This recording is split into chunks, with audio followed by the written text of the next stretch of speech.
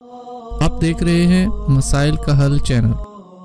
شان ہے کہ جس خالق کائنات نے مجھے اور آپ کو یہ توفیق عطا کی کہ ہم نے نماز مغرب باجماعت ادا کی۔ اللہ تعالی ہمارا یہ نیک عمل خالصتاً اپنی رضا کے لیے قبول فرمائے۔ قرآن مجید کی جو آیت مبارکہ میں نے آپ کے سامنے اس وقت تلاوت کی ہے، اللہ رب العزت قرآن مجید میں فرماتے ہیں کہ میرے بندو تم مجھی سے شفا مانگو، کیونکہ جب تم بیمار ہو جاتے ہو تو میں ہی تمہیں شفا دیتا ہوں۔ حضرات، آج ہم ڈاکٹروں کے پاس جاتے ہیں دوائی لینے کے لیے، وہ ڈاکٹر ہمیں کہتے ہیں کہ یہ آپ نے ایک گولی صبح کھانی ہے، ایک دن کو کھانی ہے، ایک شام کو کھانی ہے۔ وہ دوائی لے کے ہم گھر آ جاتے ہیں، پھر اس کی پابندی کے ساتھ ڈاکٹر کی ہدایت کے مطابق وہ دوائی کھاتے ہیں۔ اگر ہمارا مسئلہ حل نہیں ہوتا، ہم دوبارہ اس ڈاکٹر کے پاس جاتے ہیں۔ مجھے یہ بتائیں، کیا وہ ڈاکٹر جس نے ایک گولی ہمیں صبح دوپہر شام کھانے کے لیے دی تھی، کیا وہ گولی کو کم کر دے گا؟ نہیں، وہ گولی کے ساتھ کیپسول ملا دے گا کہ آپ 2 گولیاں، 2 دوپہر 2 صبح 2 شام کو کھائیں۔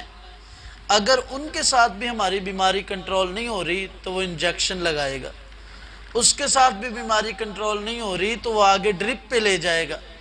یعنی بات کرنے کا مقصد یہ ہے کہ وہ اپنی دوائی کو بڑھاتا جائے گا، کم نہیں کرے گا۔ کیوں؟ ہماری بیماری ہے، اس کو وہ دوائی کو بڑھاتا جائے گا۔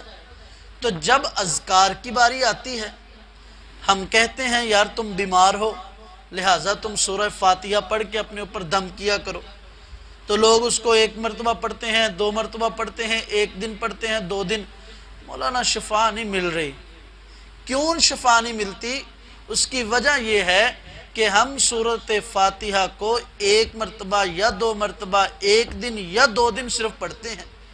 اگر اذکار ڈیلی کرنا شروع کر دیں، 100 مرتبہ پڑھنے سے ہمارا کام حل نہیں ہو رہا، ہم اس کو 200 پہ لے جائیں، 200 مرتبہ پڑھنے سے حل نہیں ہو رہا، ہم 300 مرتبہ لے جائیں۔ جتنا اذکار بڑھاتے جائیں گے ہماری زندگیوں سے پریشانیاں کم ہوتی جائیں گی۔ جیسے دوائی بڑھاتے جاتے ہیں تو بیماری کنٹرول ہوتی جاتی ہے، اسی طرح اگر ہم اذکار کو بڑھاتے جائیں گے تو انشاءاللہ ہماری زندگیوں سے پریشانیوں کا خاتمہ ہوتا جائے گا۔ کیونکہ میری بات غلط ہو سکتی ہے، قاری صاحب کی بات غلط ہو سکتی ہے، کسی عالم مفتی کی بات غلط ہو سکتی ہے، لیکن ایک ہستی اللہ تعالیٰ نے روئے زمین پر ایسی پیدا فرمائی ہے جس کے متعلق قرآن کہتا ہے وَمَا يَنْتِقُ عَنِ الْهَوَىٰ إِنْ هُوَ إِلَّا وَحْيٌ يُوحَىٰ۔ وہ پیغمبر اپنی مرضی سے بولا ہی نہیں کرتے تھے، جب بولتے تھے اللہ کی وحی کے ذریعے بولتے تھے، جب بولتے تھے یا اللہ کا قرآن بن جاتا تھا یا رسول اللہ کا فرمان بن جاتا تھا۔ تو اسی نبی نے ہمیں یہ کہا ہے کہ تم جتنا بھی اذکار کرو گے اللہ تعالیٰ تمہاری پریشانیاں دور کریں گے۔ تو ہمیں استغفار بھی کثرت کے ساتھ کرنا چاہیے۔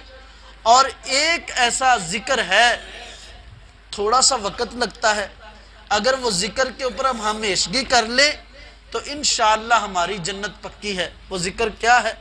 ہر فرض نماز کے بعد 1 مرتبہ صرف آیت الکرسی کو پڑھنا اپنا معمول بنا لیں۔ آیت الکرسی پڑھتے ہوئے 1 منٹ بھی پورا نہیں لگتا، 1 منٹ۔ تو اگر کچھ سیکنڈ اللہ کو دے کر ہم اللہ کی جنت کو پالیں تو میرے بھائیوں، میرے بزرگوں، میرے جوانوں، کیا یہ سودا ہمارے لیے مہنگا ہے؟ کبھی بھی مہنگا نہیں۔ اور یہ خود ہی نہیں پڑھنی، لوگوں کو بھی اس کی ہدایت دو۔ جیسے لوگ ایک بات سن کے ہزاروں جگہوں پہ پھیلاتے ہیں، آج حکومت میں یہ ہوا، آج وہ ہوا، آج فلاں ہوا۔